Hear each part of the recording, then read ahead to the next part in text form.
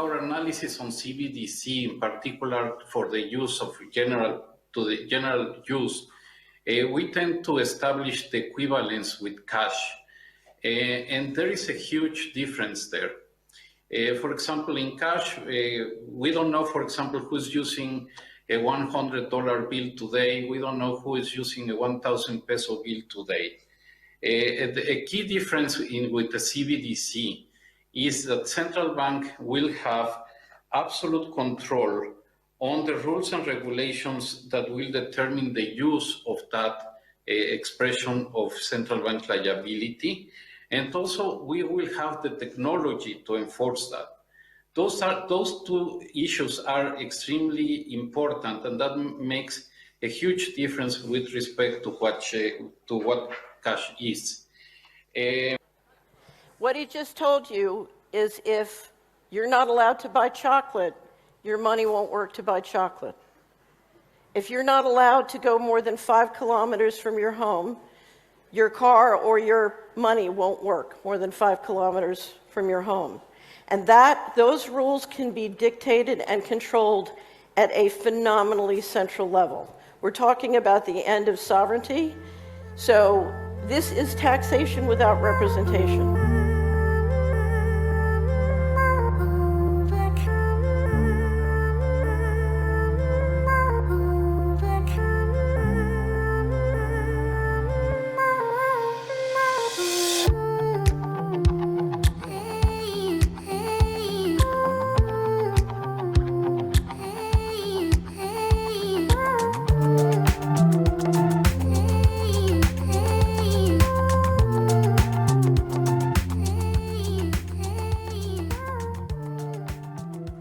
Greetings, everyone. Welcome back to the channel. Thank you for showing up to the Making It Up As I Go show. I'm Adam Abraham, and today we're going to talk about something that, or I'll say in a context that is rarely discussed. You have likely heard or seen many of my videos. Well, maybe you haven't, okay, if I go on how people have responded to them. But I've done a lot of videos talking about wealth and cooperation, and I've talked about a platform, a wealth generation platform called Co-op Crowd. However, it has been, the responses to those videos that I've done have been, from my standpoint at least, underwhelming, okay? I mean, in the sense that maybe I make it difficult for people to reach me. Maybe I'm not selling folks. Maybe I'm talking too much.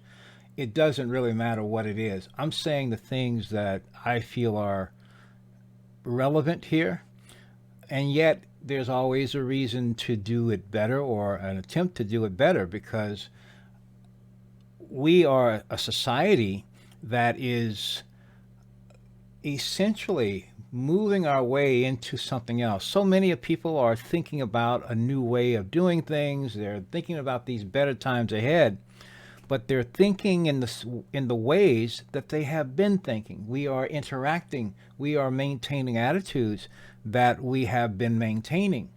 And you know something? Unless we are consciously changing how we interact, how we think, how we process information, for that matter, and also unless until we lower our own walls, our own barriers.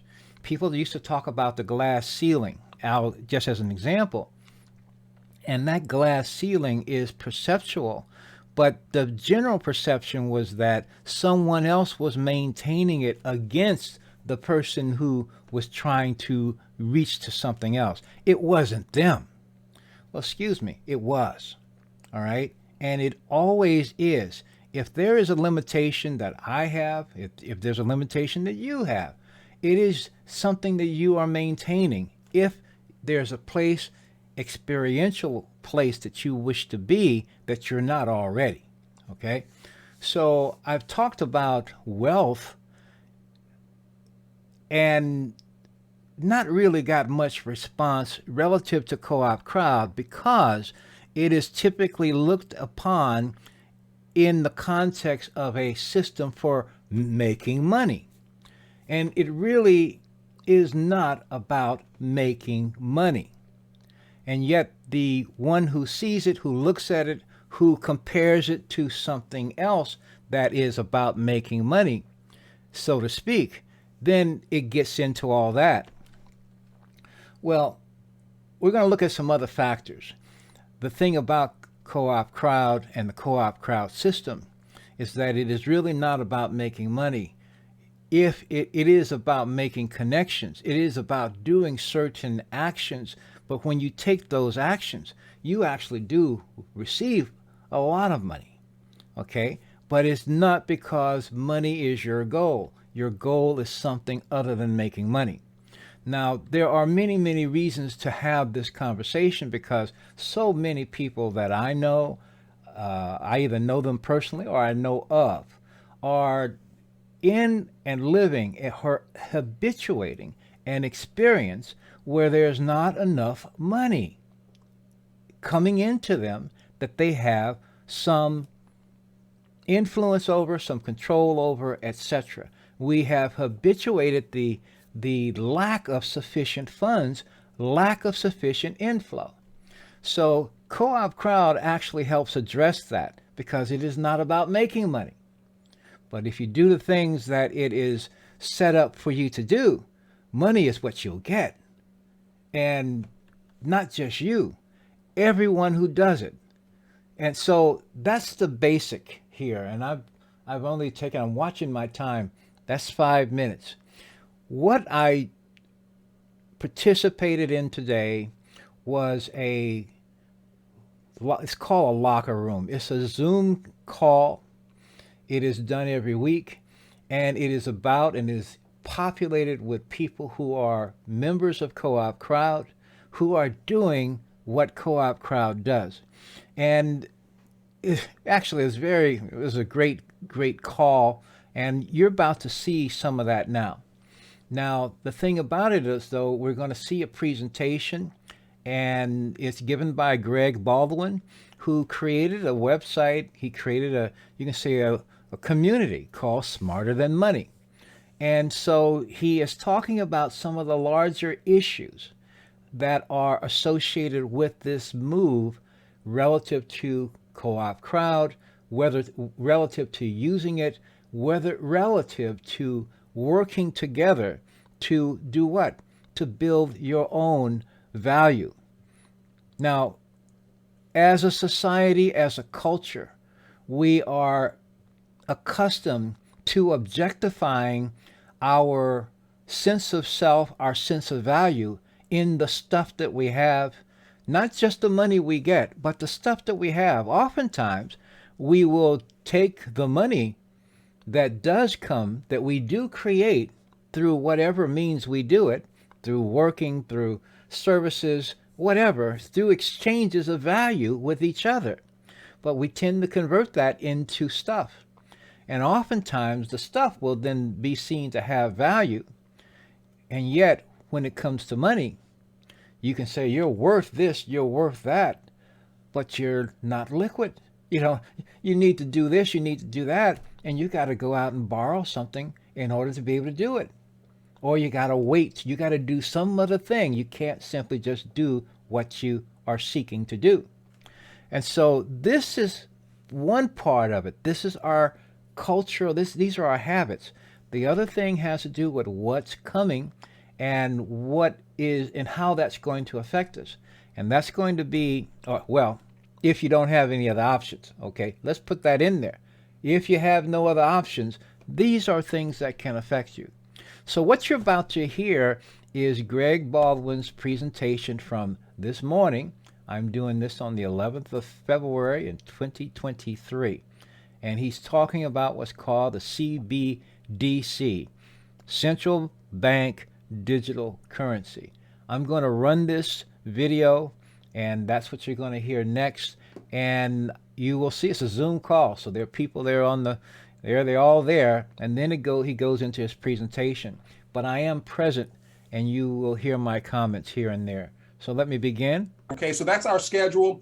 please, you guys, let's plug in together and let's just go ahead and make it happen. So let's go ahead and jump right into it. It's such an honor to be sharing this with you guys. And we're going to be talking today about centralization and how that's destroying wealth. As you guys saw in the Telegram group, we're going to be talking today about actionable intelligent steps. The key word is actionable in terms of taking the necessary action and steps in order to get the results.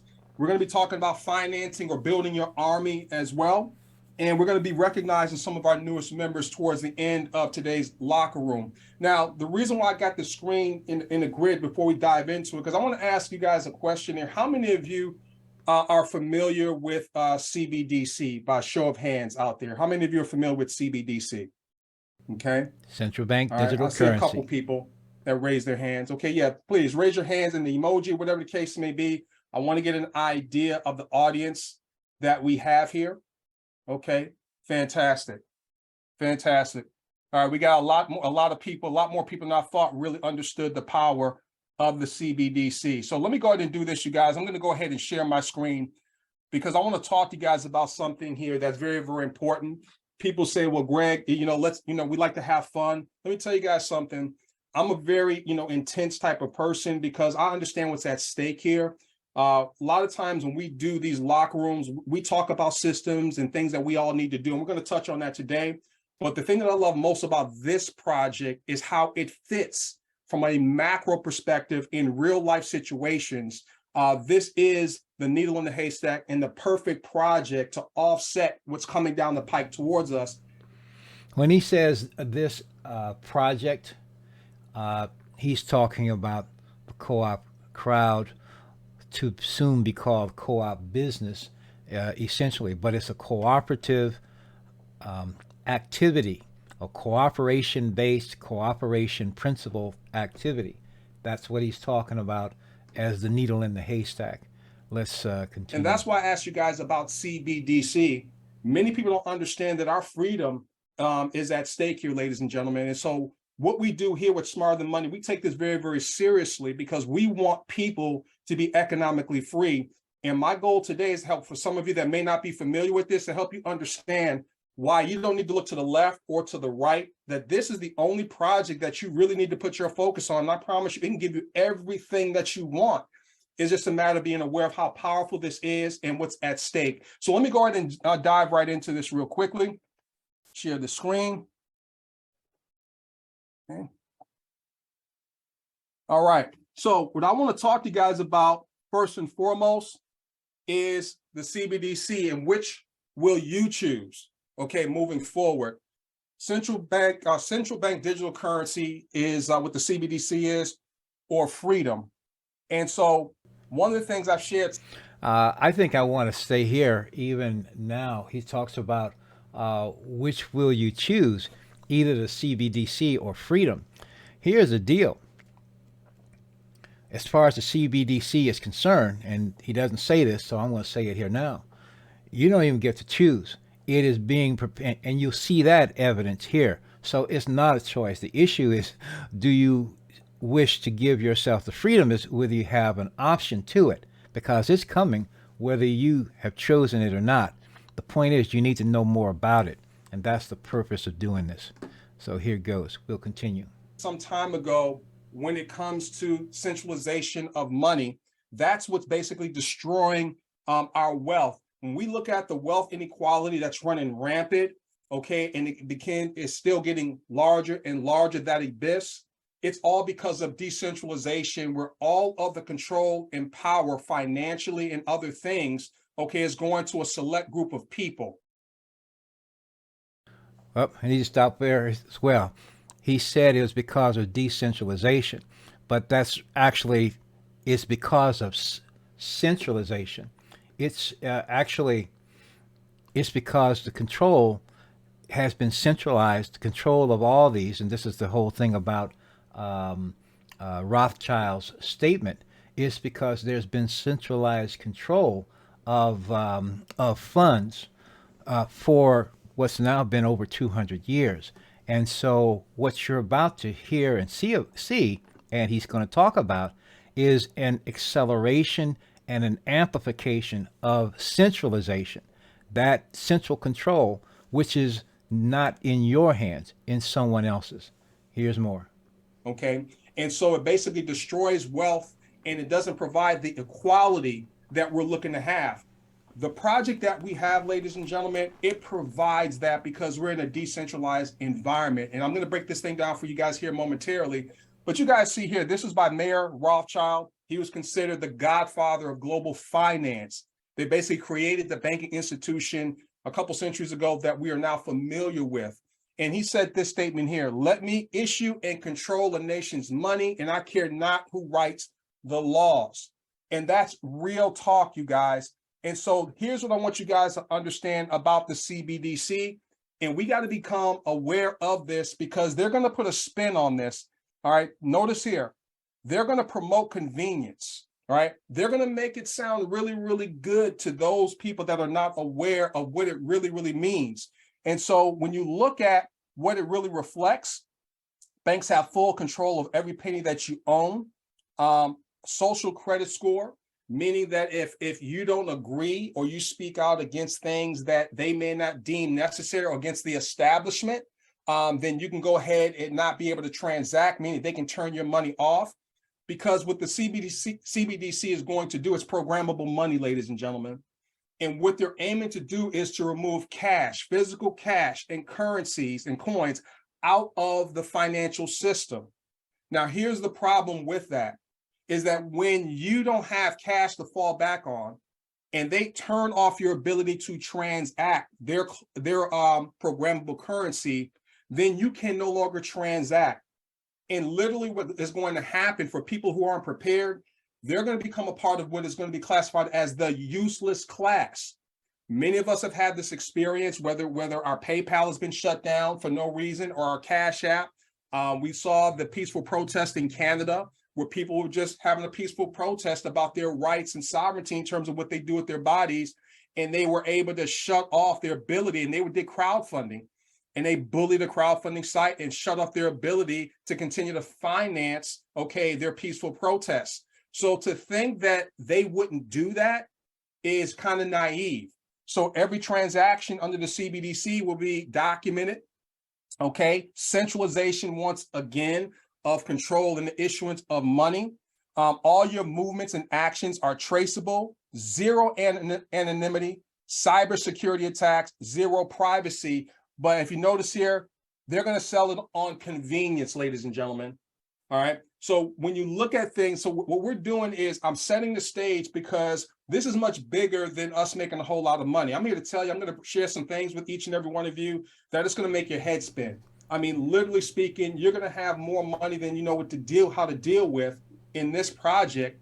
However, there's a much bigger agenda that we have to take on, ladies and gentlemen, and that's what we're going to be doing collectively. We got to put people on notice. So I want to stop here, in fact, as he talks about this too, in the sense of, again, making money.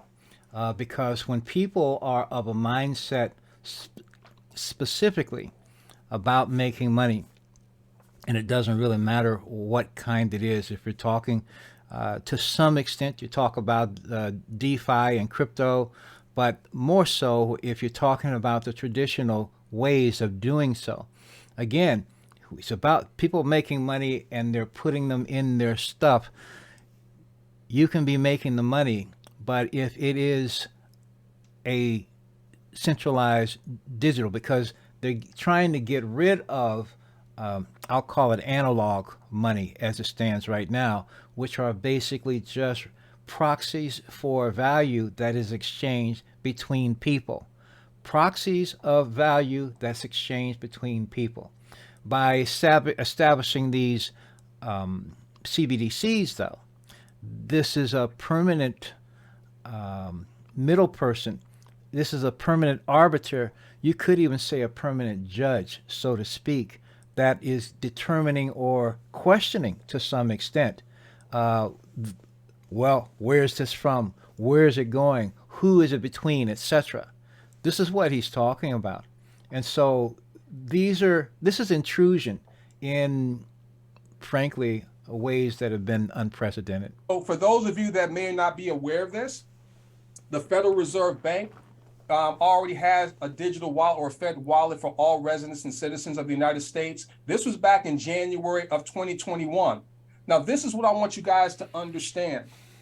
There's a gentleman that I follow. His name is David Icke. A lot of times people thought he was a conspiracy theorist, but now a lot of his things that he talked about has started to come true. And he was talking about this back in the 90s. And he talked about problem, reaction, solution, right? That typically the people that provide the solution are the ones that instigated the problem.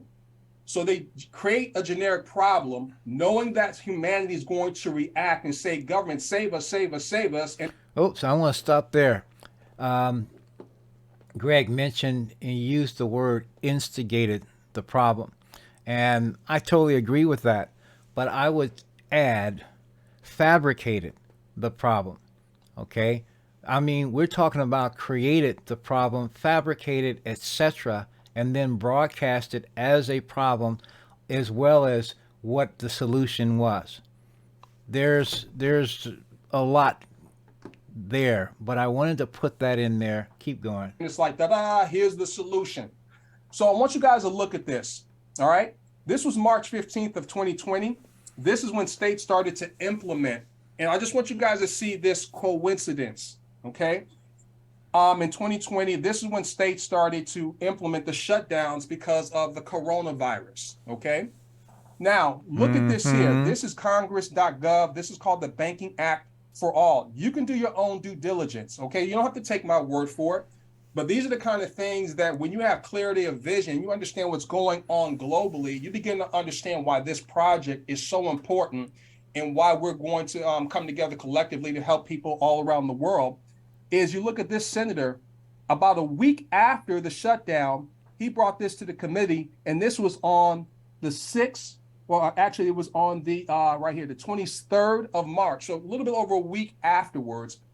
Basically what's gonna happen is that every citizen is going to have a Fed wallet in which they're gonna be able to do the CBDC transaction. So basically everything's about a wallet, ladies and gentlemen. So that's why the cooperative wallet is so important, because money is the operating system of the world, right? It's the lifeblood. So even the government understands that money cannot and will not be able to move without a digital wallet. What we're playing in, the field that we're playing in, we get to control the track without betting on the horses. Now, I will say this. The point that Greg is mentioning is that the fundamental element of a co-op crowd or co-op business, because, and I understand what he's doing at this day, at this moment in time that I'm saying this, that we're doing this, there is a movement or transition from a co-op crowd to co-op business. Co-op crowd continues to exist, but it will continue to exist on its own. However, when we are presenting, when I'm presenting, or Greg or someone else, or we're in this context, we will be presenting coopbusiness.com and etc. as far as our invitations and stuff are concerned. But a wallet, your co-op wallet, no matter which framework you're using, is the same. And the key thing about the co-op wallet is one that you own, and is one that the assets, the returns that you get come to you, and they are, because of their own nature, as it is a custodial wallet, okay, and which we will talk about in the sense of some level of influence, because co-op crowd must send it somewhere, but what comes there and what you do with it is totally up to you to do, and is your discretion to send it, as much of it, wherever you choose to do it. And it is also done in a way that is in and of itself secure and private. That is unique, not to mention what and how the system itself works to move those value assets around. Let us continue. We're screaming this from the rooftop for the first time in history. I want you guys to understand this. We've never had, us collectively, never had the opportunity to own and open up toll booths. Do you guys understand that? PayPal is a toll booth we would never be able to own. Our bank account is a toll booth that we would never be able to own. Your Cash App account is a digital wallet toll booth that you would never be able to own and control. The cooperative wallet, because of blockchain technology, has dropped in our laps the ability to control and own the flow of money. It is the most important organ that does the sending and the receiving of money. Of our money. And so basically what we're able to do because... All right. And that's very specific. Your funds that come to you specifically. And once it comes, it is yours. Very, very different. You use it as you see fit. Because of that is by us coming together cooperatively, building a global network together as a consequence of doing that one-time execution. From this day forward, you're able to receive unavoidable residual cash flow. And on top of that, because of the impending CBDC, transact privately. There you go. Okay? That's it. I mean, it's so important that we understand how huge and how ginormous this project is. Ginormous. Okay? And so just like Cash App, Venmo, and PayPal, these are peer-to-peer apps. They're able to send and receive money. Okay, we're able to do that with the cooperative wallet, but we're actually better.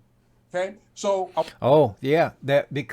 And that's what he mentioned Cash App, he mentions Venmo, etc., because they are also centralized. They are connected to the existing system, and so you could say they are subsidiaries of the centralized system and subject to the same types of influences. Let us say that the government is the controller, but these are franchisees of it. And so having those apps and using them, you're still in the same area and subject to the same possible intrusions therefrom. I want you guys to see here, the present situation with central banks is they go ahead and put in what they call real money, all right? And that's subjective. All money is our belief in whether it has value, all right? But the fiat currency, it's not worth the paper it's printed on, ladies and gentlemen, because it's no longer backed by gold, okay? It's just a belief. That's all that it is. And so what they're looking to do is, this is the future. It goes to a CBDC. Now, they're going to begin to execute this, and they're going to slow walk this deal, all right? They're going to actually slow walk it. And what's going to end up happening is that they're going to have, this is going to eventually cut out the commercial banks, and then it's going to be you and the Fed having a relationship where they're going to be able to surveil, track, cut off every time that they don't agree with what it is that you do. And to think that they wouldn't do that if you give them that kind of power is naive, ladies and gentlemen. So you want to have something that hedge against that. That's where the cooperative wallet comes in. It's the wallet for the people, by the people, okay? So when you have just the CBDC and the Fed wallet, you have no command or control and no privacy.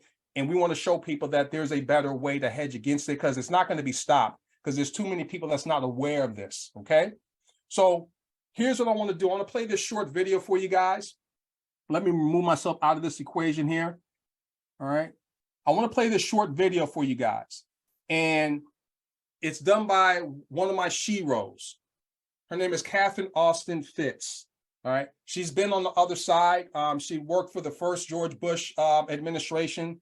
She's a freedom fighter of epic proportions. And she's going to be talking about in this video how centralization is destroying wealth, financing your army, and actionable intelligence in this particular video. But then you guys are going to be able to see how what we're doing fits into that. She's doing a talk out in the Netherlands. It's about 10 minutes long, but please pay close attention to what she says, and we'll wrap it up here in 1 second. So let me go ahead and play this for you guys.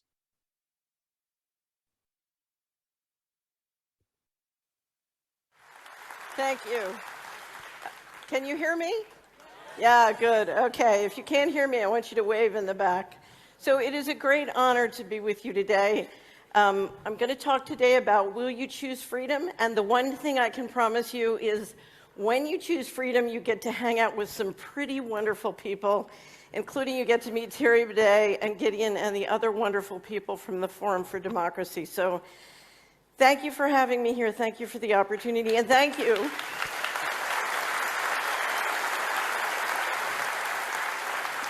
Thank you for the opportunity to live in one of the most beautiful countries in the world. One of the reasons I chose to live in the Netherlands is because you have as great of farmers in the world as ever. So a round of applause for the farmers.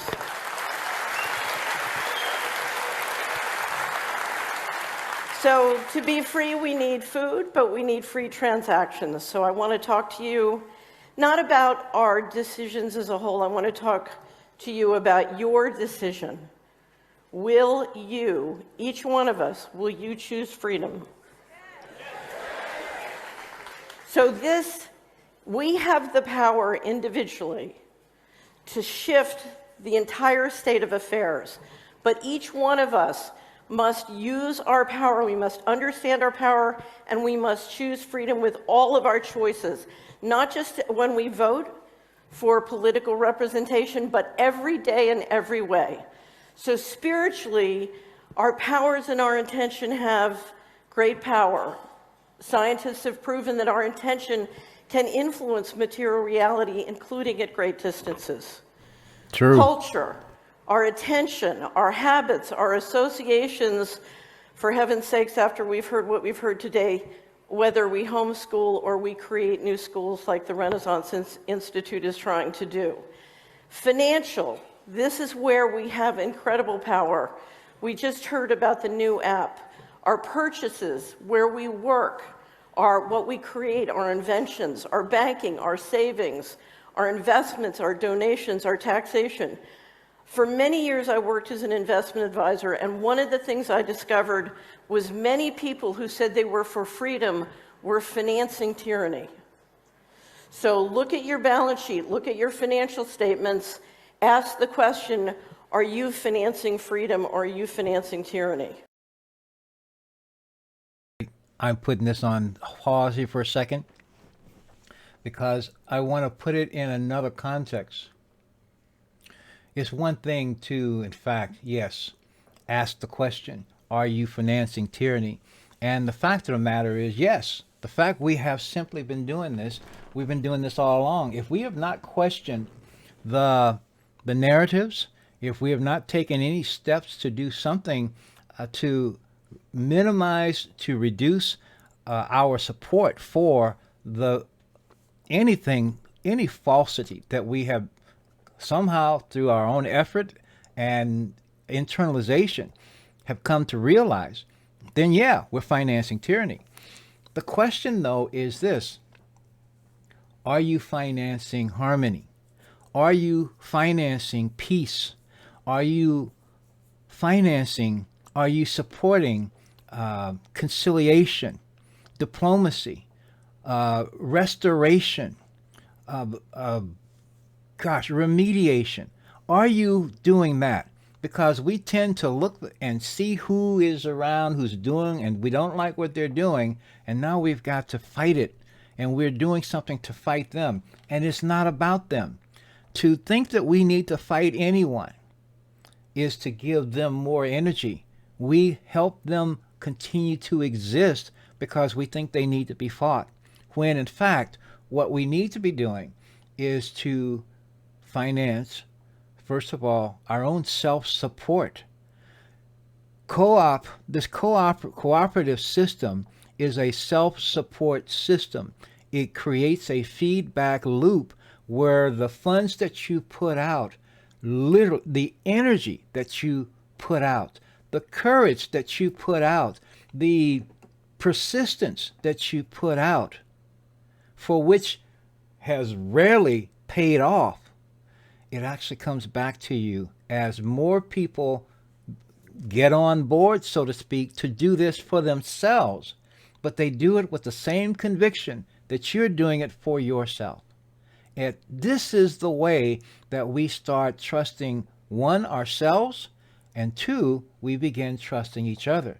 If you want to do something, get a bunch of people who, first of all, trust themselves to get the job done. If you are one of those people, I invite you, I want to talk to you, because I want more people who are like me in the sense that they are not going to give up. They are not easily swayed by negativity. And more so, they are more so swayed by the harmony, the healing, the health, the well-being that is already within them, that is swelling, wanting to come out and wanting to spread. You know, viruses are not all bad, but in some cases, you know, you need to, if it clears a slate, but what happens?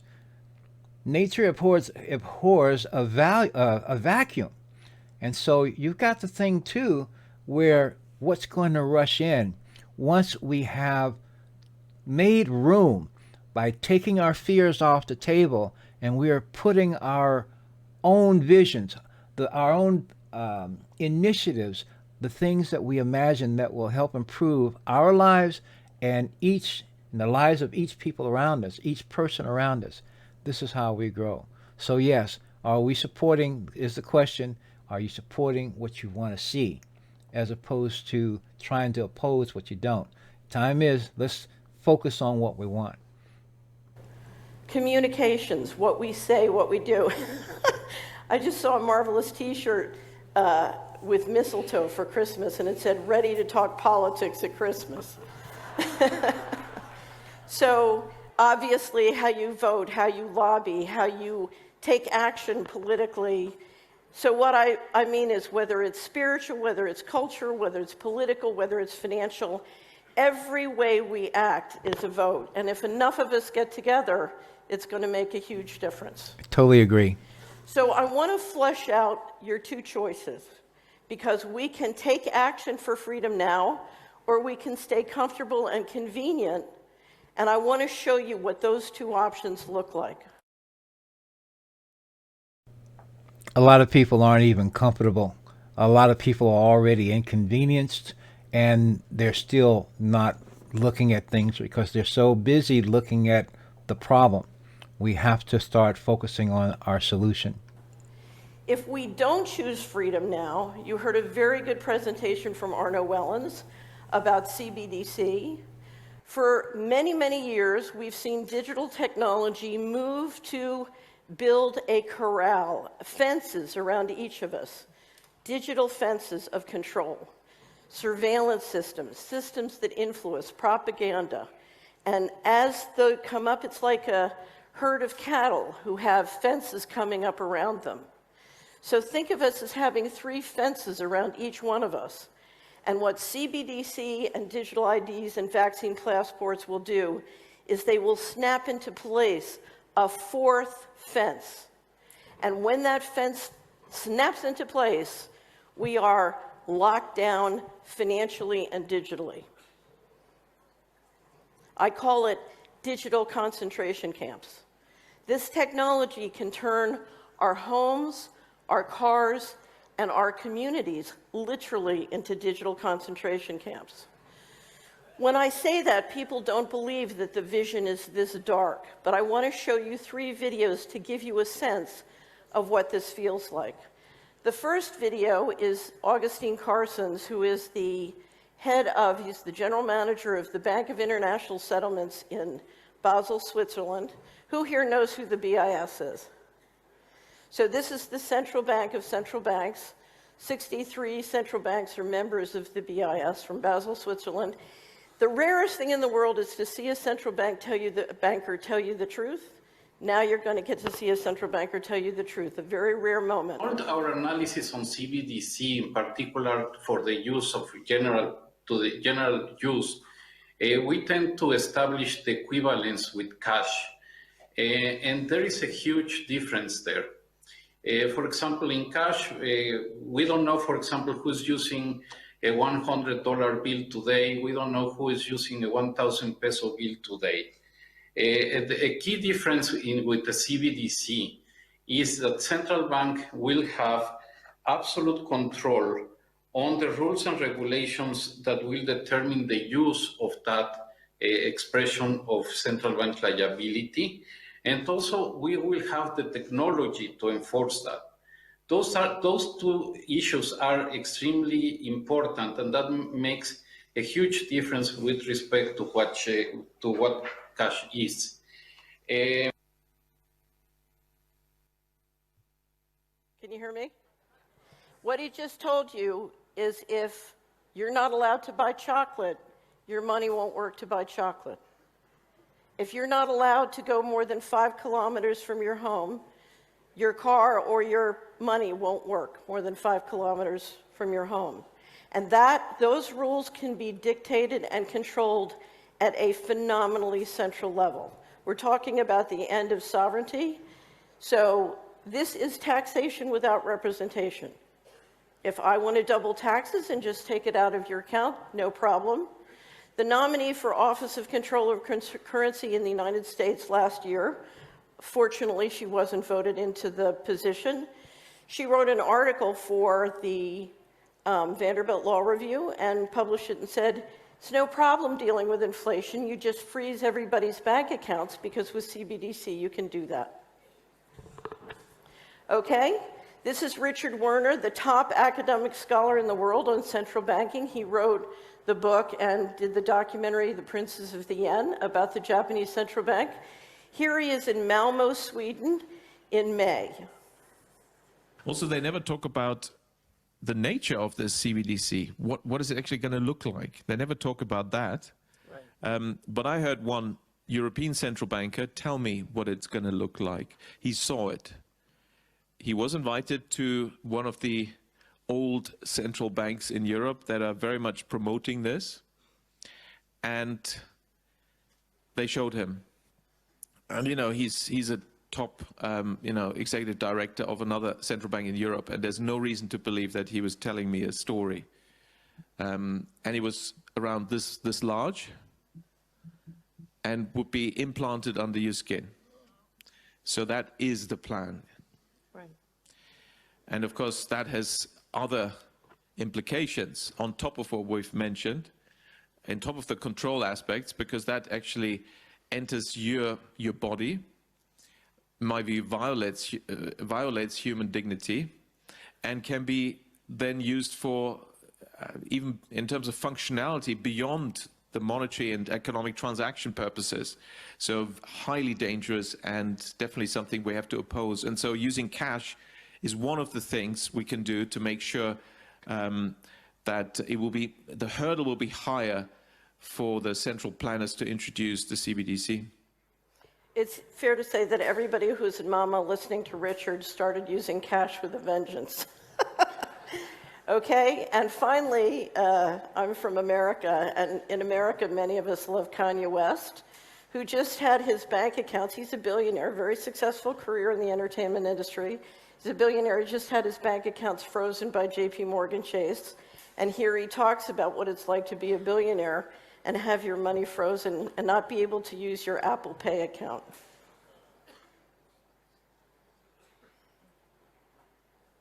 The audio's not working. Okay, so I skip ahead, but we'll put the slides up on our website. It's very charming. There's a new documentary just published by Debunk Productions. You can stream it online. It's called State of Control. Yes. If you want to know more, great interviews with Arno Wellens. If you want to know more, check out State of Control. We did a wrap-up on CBDC, which has now been published in Dutch by Blue Tiger, if you're interested, and I think we have copies at our table. Okay, so I told you I would tell you one choice. One choice is to do nothing, and it leads to a very dark place. The other choice is to choose freedom, and one of the people we use to represent our choice of freedom is Wim Hof. He was Hero of the Year last year on the Solari Report. We're all big lovers of Wim Hof. Is there anybody else who does Wim Hof here? Yeah. So I want to tell you why I chose freedom. I chose freedom in 1998 when I walked out of the establishment. And what happened was, when digital technology first developed and the web first developed, I was very excited about the possibilities of what local economies could do. So you heard Terry talk about the app, what it was possible if we started to transact and do business and finance each other. And so I did a series, I built a big database infrastructure and did many simulations. And what I discovered, that if we were free to run the economy with free transactions and freedom, that the wealth potential was so mind-boggling. When I finally realized what the truth was, I couldn't stop laughing for about a week, because it was so, if you're an investment banker and you love to create wealth, it was so exciting. And what I discovered when I did that is words cannot express to you how expensive and how destructive tyranny is. There is no reason that our economy can't work. There is no reason that we can't have a human civilization. There is no economic reason for poverty. But what I will tell you is central control is expensive, and it is destroying our civilization, and it is destroying wealth, but it can work.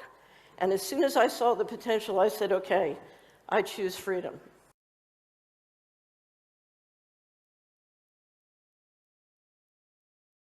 I had myself muted. She said that how central control should work, could work, and I'm inclined to interpret not so much that central control could work, because central control is the reason why we've got what we got. So central control has not gotten here. Central control is working, and what we have today is the result and the evidence of it working and the effects. And she talks about the expense of it. She talks also about the mind-boggling amount of wealth, as she says, that would result from the decentralization of such control. And the thing about it, what we consider wealth is the objectification of value of people, the people of each one, you, of myself, of each one of us. We are the creators, we are the conduits of value. And we tend not to acknowledge, not to even admit it's there, except and until we have something called money coming to us for some reason, or we have succeeded at getting a great flow of it, and no matter how we have, and we have succeeded at doing that, and then we've turned that into purchases and goods and homes and things and stuff like that. But ultimately, there's a great disparity between, one, talking about the creation of that value, especially when you don't see yourself as valuable. We have essentially educated through education. Education has basically been used very effectively to devalue your sense of yourself, your sense of your own value, your sense you're supposed to care for someone else, not thinking that you need to care for yourself, and so that you're able to care for others. Do you want to be cared for by someone who isn't able? Or do you simply want everyone to be unable and have to come to you simply because you have what appears to be valuable? Having money unto itself doesn't mean a person or even the idea is valuable. Having integrity, having compassion, having a sense of empathy, a care for others as well as oneself. How, to what extent? Having authority. Having the authority to say no, and it means no. Having the respect. When someone says no, then okay, no. But respect needs to be reciprocal. We have leaders who mislead so that what? Their worth, their sense of value is inflated at the expense of the sense of value of the people who actually made it possible. And I would say benignly for them to serve. But what did they do? They served themselves. So these are some of the things that go into this process, even to the point where I almost forgot what she was talking about. Okay. I used to work as an investment advisor, and I had a former client call me about, it's right after the World Economic Forum really exploded out into the media. And she said to me, I've just sold a big piece of real estate, and I want to know, should I reinvest the money in real estate, or should I reinvest the money in precious metals? And I said, what is it about it's 2030 and you have no assets that you don't understand?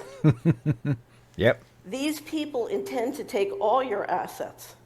So you need to take a big chunk of that money. This is a very wealthy person. Well, I'll say this. They intend to take control of all your assets. And your assets include your ability to move around, your ability to interact. It's all of those things. And they want to be in control of those things to the extent that you do what they want you to do. That's really all it is. If you do the things that they want you to do when they tell you to, as they tell you to, then you're good with them. And you need to finance your army.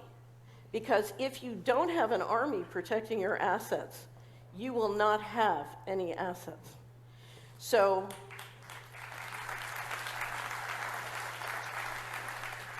it's up to each person as you choose freedom to decide who you want your army to be. But I assure you, one of the things we all need to be in the business of is supporting and financing with our money the people who are going into the forum and defending us and defending our property rights. Well, so I wanted to share that with you guys here real quickly. I think it's a very, very powerful video. Hold on, let me go ahead and come back up on screen here. All right. Just to help you guys understand that what we're doing is so huge, and everybody on this planet needs to have a cooperative wallet. And so what she was speaking about is centralization destroying wealth, you guys. And so you guys have seen this before, is that, you know, the owners of the CBDC will be account holders. It's a top-down kind of thing, all right? They're going to control everything. It's an ego-based system. And what we have the ability to do in terms of voting with our money and voting with our awareness now, think about that. We have the power, but they don't teach us anything about money. So that's why sometimes people are subjected to certain centralized control. Here at Smarter Than Money, in our global community of leaders, we're looking to help people become more self-aware about what's really going on so they can make decisions for themselves. So when you look at this here, we're being able to divert billions and trillions of dollars. I call it draining the swamp, and spread the wealth evenly, you guys.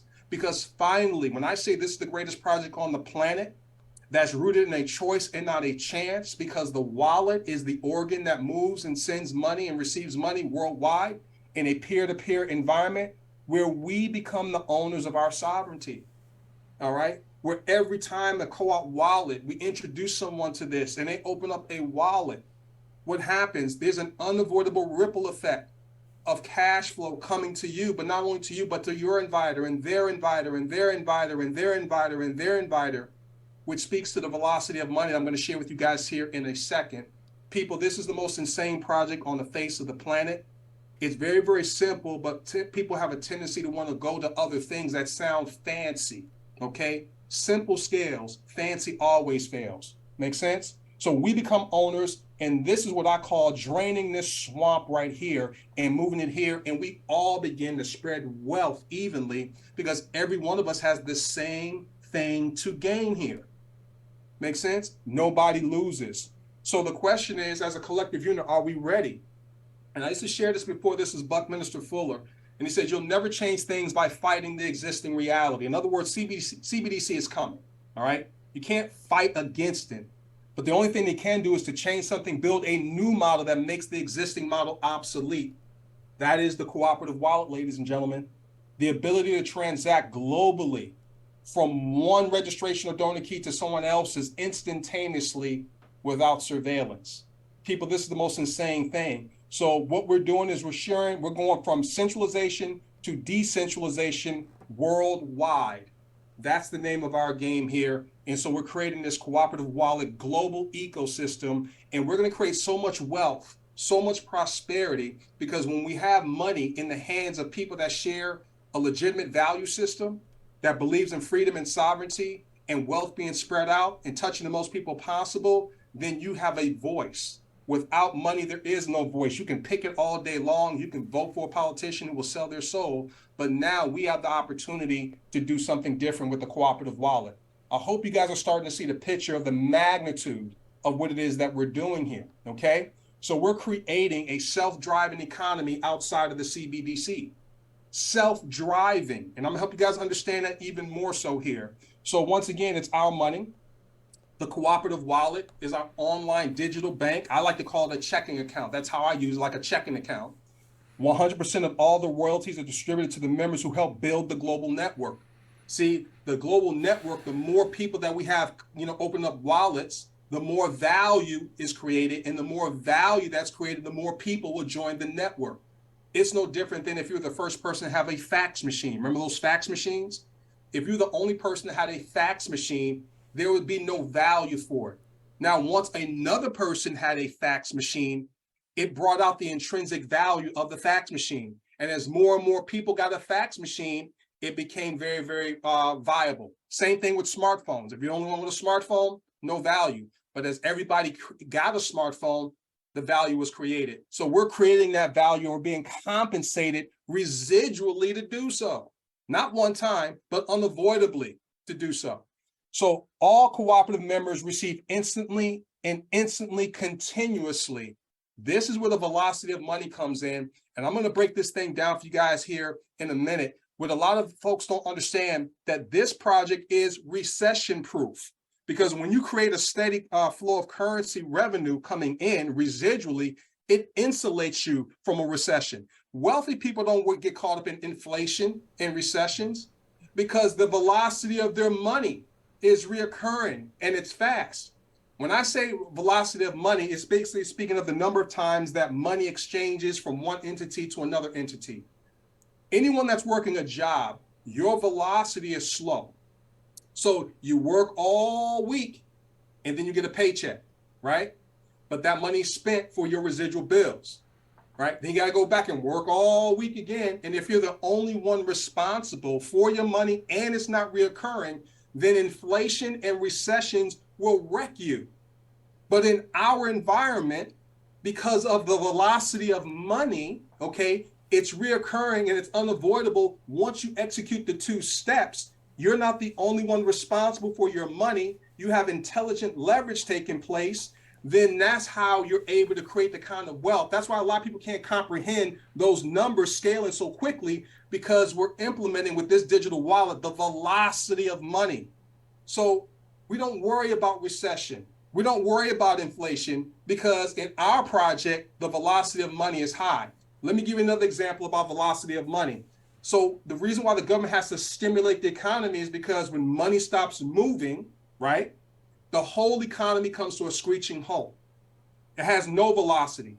So they inject money to get people to spend. Because once again, ladies and gentlemen, money changed from being money in 71 when it got taken off the gold standard and became currency. And just like water, it has to move.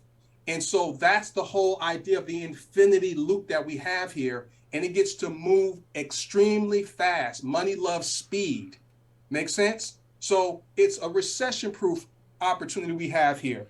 The royalties are immediately paid directly to your co-op wallet. You're able to scale your predictable ongoing residual income. It's a saleable asset because we get to own the cooperative wallet, right? No limits on how much you can send or receive to other global co-op wallet users worldwide.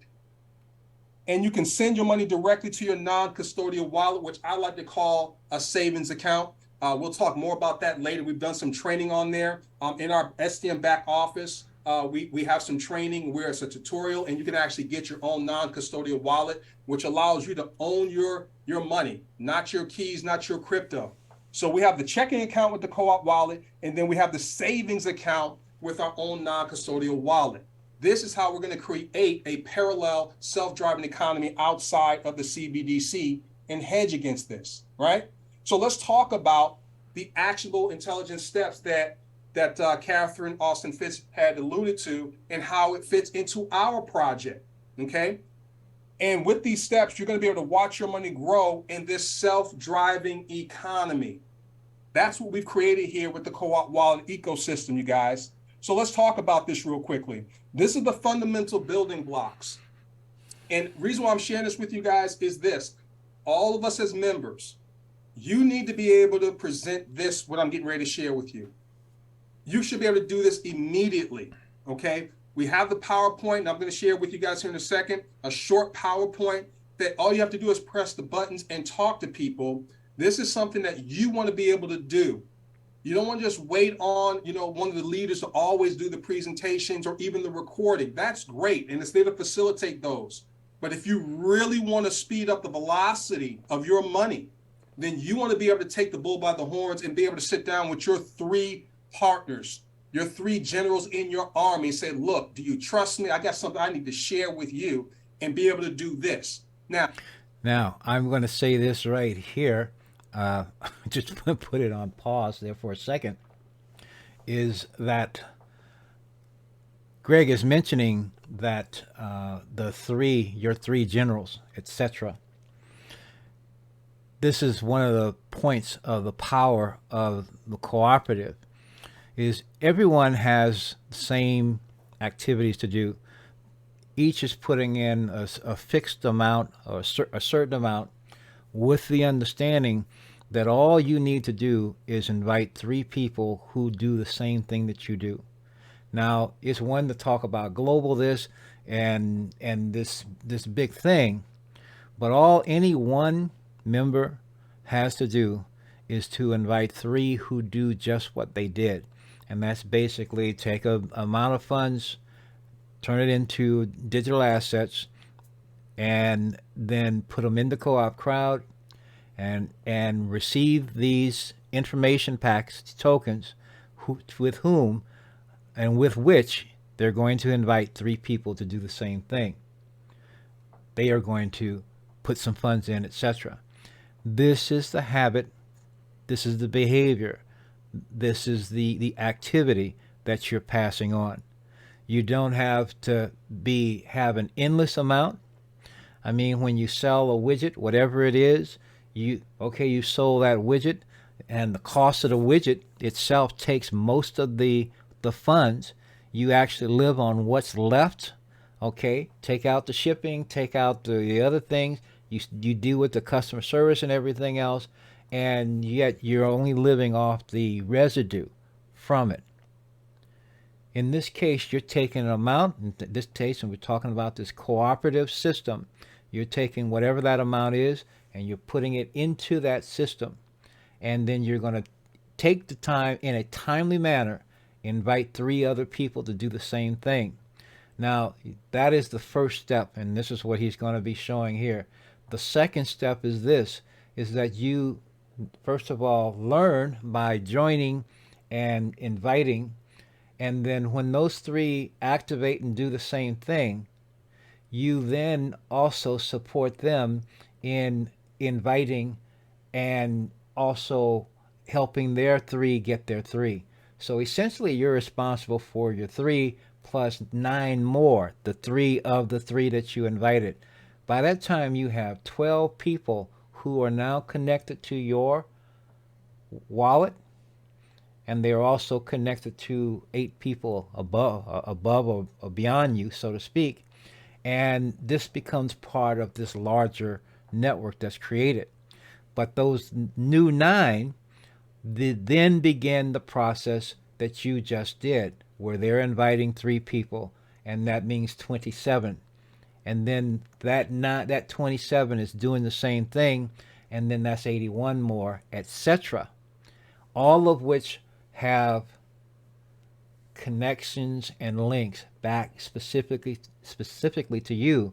And this is how your flow of income grows after you get it going. You prime the pump, at which point in time you get immediate responses every time someone activates and funds. You are receiving immediately.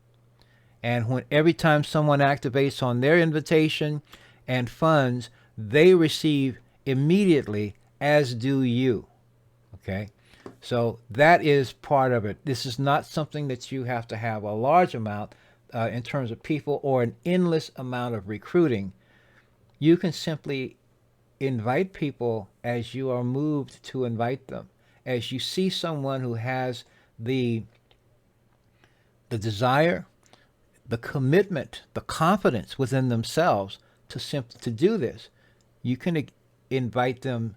You can extend an invitation for them to do this, because they will be doing this on their own behalf, first of all, for their own reasons, for their own motivation. And then it's going to be a joy to help them to help themselves. So I'm going to talk about this 10X version, because we're not playing games here. All right, we want to make sure you get it done. If you notice here, everything is highlighted one time. I want you guys to really get that in your head, one time. So we buy 4 Quant Wallet activation tokens for a one time out of pocket of $379 plus exchange fees. We know it comes up to about maybe $415 or $420, depending on what cryptocurrency you use to fund the wallet. We're not speculating. We're not worrying about it being a commodity and all that kind of stuff that backs. We don't worry about that stuff. We just want to fund the wallet. You get 3 $28 tokens and 1 $280 token, right? Step number 2, you simply choose 3 friends to give your $28 referral token to within 7 days or less, just one time, right? Because we're opening up co-op wallets. We're creating a global network. Does that make sense? So essentially, let me really break it down in terms of what it is that we're really doing. We're simply looking for 3 entities: an individual, a church, or a charity, can be a foundation, that's willing to take $28 from us, who will turn around and find 3 entities that's willing to receive and take $28 from them one time. Did you guys just hear what I just said? We're not asking anyone to give us. We're just here. Will you take this $28 token, this money from me? All right. And then all you got to do is go ahead and do it for 3 people, entities, one time. Now, talking about participating in your own rescue, I totally get it. The idea that you're giving them something, you are passing on an invitation. However, your passing an invitation on is going to be dependent upon your assessment of the person that you are giving or sending this to, because it's not simply where you're giving them that token. You're giving them an invitation on, I'm just going to say, the assurance of their desire to help themselves, in the point that they are going to take, as it shows there right there in the image itself, they're going to put the $379 and exchange fees. So whether it's $400, you're going to give them $28 token. You don't give them the $280. You don't need to. You give them one of your $28 tokens, but they are now going to turn around and put $400 in on their own behalf. These are things that need to be real clear. This is not a bad thing. This is a good thing. They are willing to support themselves, their own thing. Okay? The system is not going to now go ahead and do all these things because you've given them $28. No. They get the $28 as an invitation. It sets them up. It establishes them in the cooperative system. Now they're ready to do their thing. That is to fund up drop the $400 into the system so that they can receive their tokens, their $328 tokens, and their 280 token. And at which point in time, they are also extending invitations to just 3 people. And they want to do it, need to do it within a 7-day period of time. This system works. The whole idea of a one-time out-of-pocket is predicated on each one understanding this well enough to do this in a period of time. 7 days is plenty of time. At which point in time, this system in all of its glory will work for each one, not just the person, not just me inviting you, but you inviting someone else. If we all have that understanding and that commitment to do the presentations to a point in time that we've got this done in 7 days' time, then all these other wonderful things start to happen. But we need to have skin in our own game, and that means you're funding up. You're putting your funds down. We only extend an invitation by using one of our $28 tokens to do that. All right. And that's it, you're done. And then the automation takes over at that moment in time, because the automation, the digital wallet, does the sending and receiving perpetually for you. This is when it becomes a self-driving economy. Notice one time, ladies and gentlemen. Now, let's talk about the real money here. I'm going to break this thing down for you guys. We talk about it being predictable, and we talk about it being unavoidable. So why wouldn't anyone do this? If it's predictable and it's unavoidable, meaning there is zero gambling. So when you go ahead and have 3 entities accept $28 from you one time, you're going to receive a total in the 10X version of $288.75. Predictably, you guys see when we do the demo, what shows up? $26.25, $260, $250. That equals $288.75. Every time, all the time, predictable. Yes or no? Now, what are these 3 individuals going to do? They're going to go ahead and identify 3 entities within 7 days or less. You guys see it's broken down here. 26.25, 260, 250. They're going to do the exact same thing. Find 3 entities in 7 days or less to give a $28 token to. How many times? 1 time. Now, here's the predictability. They receive exactly what you receive from that execution, $288.75. So we already know it's predictable. No guesswork here. All right. Don't have to worry about if they're really trading or not and all this stuff, because understand velocity of money. Make sense? Now, here's where the unavoidable comes in. Now that we got the predictable all together, here's where the unavoidable, because they found 3 entities to give $28 to one time. What happened to you? Unavoidably. All right.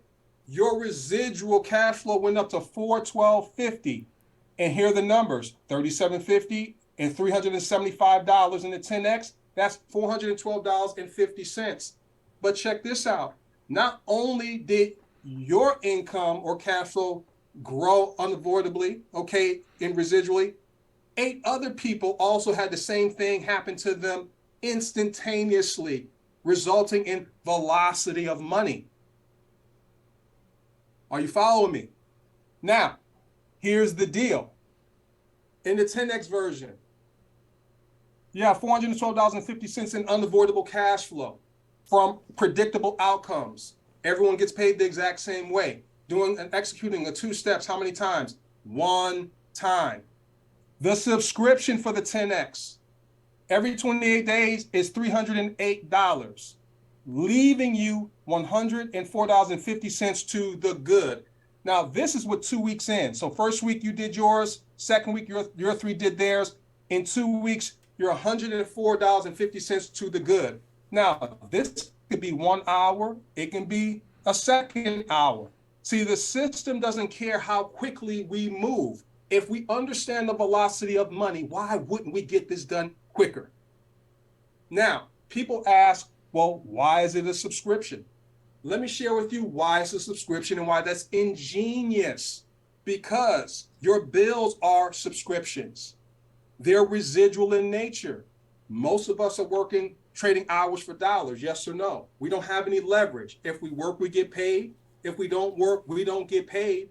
But that doesn't mean just because you're not working, you don't have any income coming in, doesn't mean that your residual bills still aren't knocking at your door.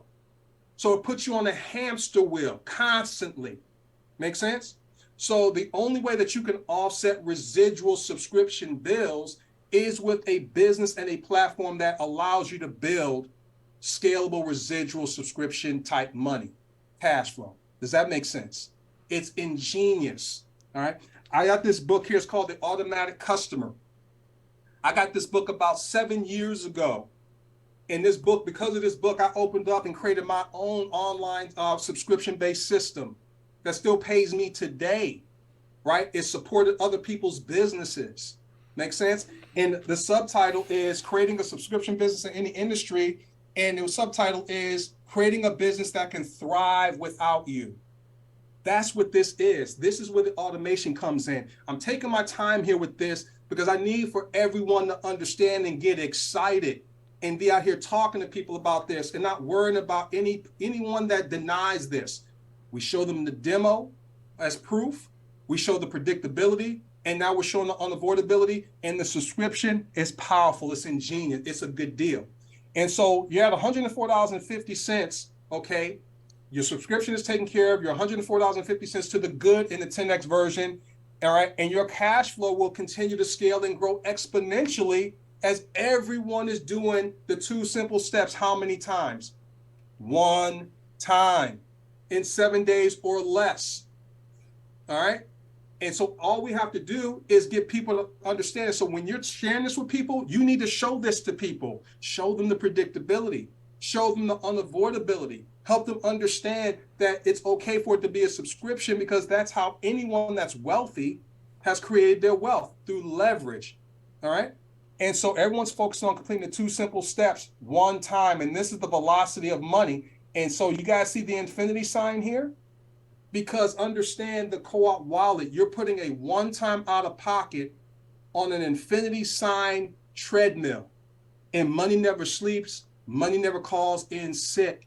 And as everyone executes, the predictable outcome, the unavoidable cash flow is created from this 1-time execution. This is the velocity of money, guys. This is why I say money loves speed.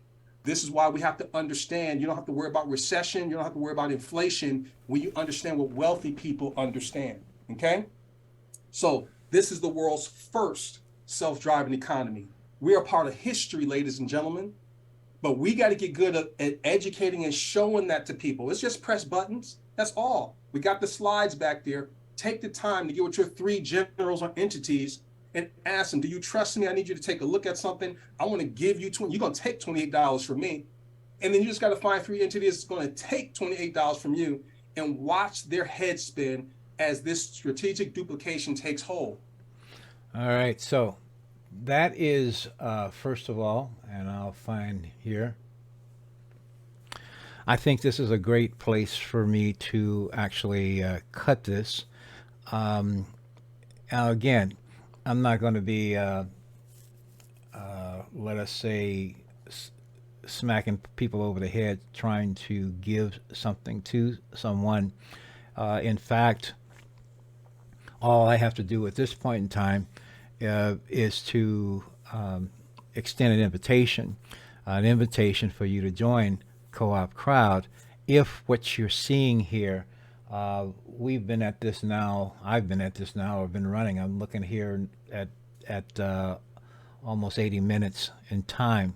And there was more. In fact, in this particular call, there was just some amazing and wonderful testimonials from new people, in fact. One of them was from an 86-year-old, I will say 86-year young woman who has already gotten a whole bunch of people gotten started with this, and she has been around the sun a few times more than me, and she sees this, she sees how it works, She sees what it can do for people. She feels it. And so I may actually include that at some point in time, but I don't think I need to at this point. It's also great. This may be, we may put this up, or I may put this up with the rest of it on there. But this is what cooperation allows to occur. But again, my thing basically is saying that it's not done from a desire to make money. It is definitely a desire to actually restore and recreate your own sense of value. Because here's the other thing. You go through all of our education system, and you can get through your primary school, you can get through secondary schools, you can get through colleges, you can have degrees and everything else. And by the time you've gotten through that entire system, you first of all are ready and you are conditioned mentally, literally, to go out and have someone else be your authority. You need to look for an authority. You need to go appeal to someone who will be and act as God for you, who will dole you out some value that they say they can afford to give you if you will accept it. And their whole idea is to give you as little as they can get away with if you accept it. And so if you do accept, and I know you've been conditioned to do this after being educated, all right, you've gotten around and you're ready to go. You're naive, you are young, etc. And you're going out and people have told you that you can't do anything unless you go through one of these and matriculate through one of these schools. And then on the other hand, you start to question yourself. But you're very well conditioned by that time to be other directed. And the thing about it is, though, is you don't even realize that you are creating the value, what? For them. And you're getting a little bit, as little as they could get your services, and still you do it, you still have to agree to it. But ultimately, you're getting just as little as they can get away with. You're giving your life, your energy, your time, you're giving your concern, your initiative to someone else, because we've been conditioned to do that. And in addition to that, if we jump through all the various hoops that have been set up, and we do manage to succeed at getting a nice flow of income, it's still subject to someone else turning it off at their whim. And not only that, with this CBDC thing, it's even subject to the issuer of the wallet to decide and to set things off. Excuse me, are you okay with that? Do you understand that this situation is not about money? If you are helping people and extending an invitation for people to actually get involved with this cooperative system, is not to they can't be about simply making money. They need to at least understand the difference. And I'll have to say, I have done this. I've extended invitations to people, friends, to people I love, to whomever, and they have not, for whatever reason, done this and had that understanding. Now, on the other hand, since I do have the understanding, I'm not giving up on it. And you know something? I want someone like me who sees it, who cares enough about the change that it makes, not only specifically for my life, not only specifically for now, but when I start seeing the effects that it has on people's self-worth, their sense of self-worth. And then see, the whole other thing about this, there's so many things about it, is that because we put ourselves in a superior, inferior position, we put other people on pedestals simply because they got money, okay? Or they've got this flow happening. They have no other reason. They have no other wisdom. They have not even knowledge, not to mention wisdom. But they're getting money in, so we, celebrate them? They can walk around and do and stuff like that, and they have no consciousness whatsoever. it's time to help people who do have a sense of well-being, of consciousness, of concern, of empathy. Let's help each other. That's the point. And the thing about it is, when you start seeing that flow occur, you also start getting a sense of the things that you can do to help change your world around you. You are decentralizing the process by being a node for the receipt of value and the flow of value through you, to do whatever you want to do in your own life, first of all, to shore it up, and to even to the point of it overflowing. But see, the other beautiful thing about this is that when you do it yourself, when you see that it is doable, you can extend that invitation to others to help them see and do it for themselves. This is how we can literally change our life. We can change our world. We can help each other change their own, as opposed to a group of people who have a whole bunch of bodyguards and everything else getting into a little conclaves, making plans for your future, where they don't know or give a flying you-know-what about you. If you want that to be your future, just keep doing what you're doing. Nothing. Thank you for staying this long to get this punchline. But ultimately, if you want to change your future, you change your now. But I won't invite anyone who's not willing to do it. And let's do it now. I'm hanging in there and hanging on, first of all, I guess because I can. But really, doing it my way, the way I have done it, is not the way. The way is part of the way. The point to be able to do it where you're putting out of your pocket one time is to be of a mind and of a commitment that you're going to tell people, you're going to invite someone, and all again, you only have to have 3 who are active. But I want to help each person who does choose to join this movement, let us say, to change not history, but our story. History is written by someone else. You need to change your own story. I need to change my story. I am changing my story. And this isn't all of my story. I have other things. But for many people, this is one of the biggest pieces of glass in their own glass ceilings. And it's not even a glass ceiling, it's a glass wall, because it's all around them, separating them from the things that they really want in life, from the subtle treasures that are available to everyone every day. And when we start seeing that they are, and we start seeing it come in every day, we start seeing more and more things to smile about, more and more things actually to love about life, and also more and more things that are worth protecting.